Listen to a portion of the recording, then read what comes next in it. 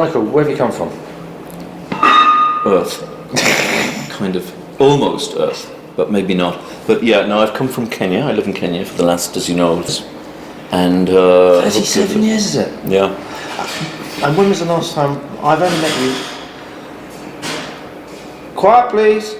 I've only met you once before, which was at the launch of your book, which remind me the name, and when was that?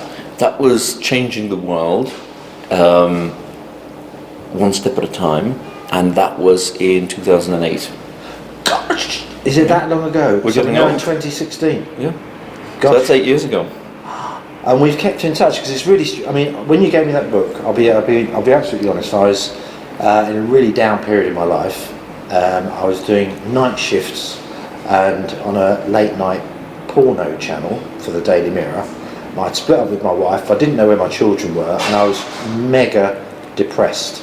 And I read that book, and it was, which you did a beauty. You signed it, and you signed it actually in reverse. Yeah, I was right backwards. Yeah. Yeah, that was great. It was just, this is really, and it really helped me so much, I must say. And it's not me being patronising, but it really did help me. It helped me so much at that particular very down point in my life that I actually gave it away because I thought I should share it with somebody because it was such a good book. But yeah, so that was a fantastic book. I'm delighted. Yeah, that's why I hopefully write these things, because in Africa I have an amazing celebration of life, and I'd like to share some of that magic. And you only really get that pure, undiluted magic from Africa. I've been all over the world, but I mean, the place for me that you've got unadulterated energy is in Africa. You've got purity. Can you enlarge upon that in what sense? Well, first of all, that's where we all came from. Yeah. That's where ultimately we all want to be. We all want to be happy.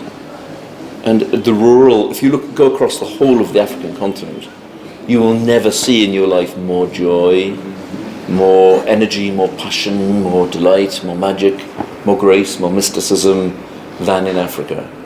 So do you think it's for example, do you think it's a purer form of humanity, because it is, that's where we all come from, and I think I remember that I read somewhere that a pure African female or male has all the genes that, say, a white person, a European, an Asian person. It's been polluted out of them, yeah.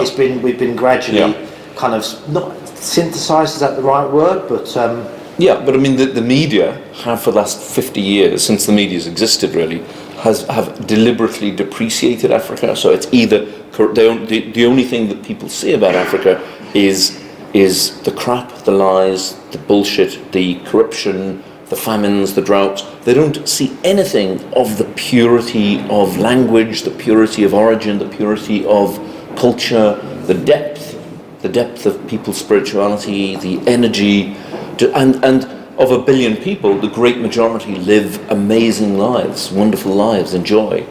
And all they do is they see the reports from the Western media, which are of corruption and from cities by Western journalists. So they're seeing only from polluted eyes. They're not seeing the ancient tribes, the magic of the ancient tribes, the integrity, the honesty, the truth, the family unity, the passion of grace, the passion of being one with nature, the gentleness, the magic, the incredible energy with animals, the incredible selflessness of mothers, the incredible giving of the whole community. And we don't have community anymore. That's lost to us. We're bereft of that, because what we do, our God is not nature, our God is money. And we are bereft of joy. We are really ill, because the greatest poverty is a poverty of spirit, not a poverty of food and resources. It's a poverty of heart. And that's why so many people are angry, that's why so many people are addicted, that's why so many people are drunk or high, because they can't rejoice in themselves. They can't rejoice in being themselves. And so my books are all about finding the magic. How many books have you written so far? 6. 6. And what's the 2 on the way. 2. What's the new one? All Will Be Well. And All Will Be Well is about restoration, finding our centre, finding our intrinsic happiness, finding balance.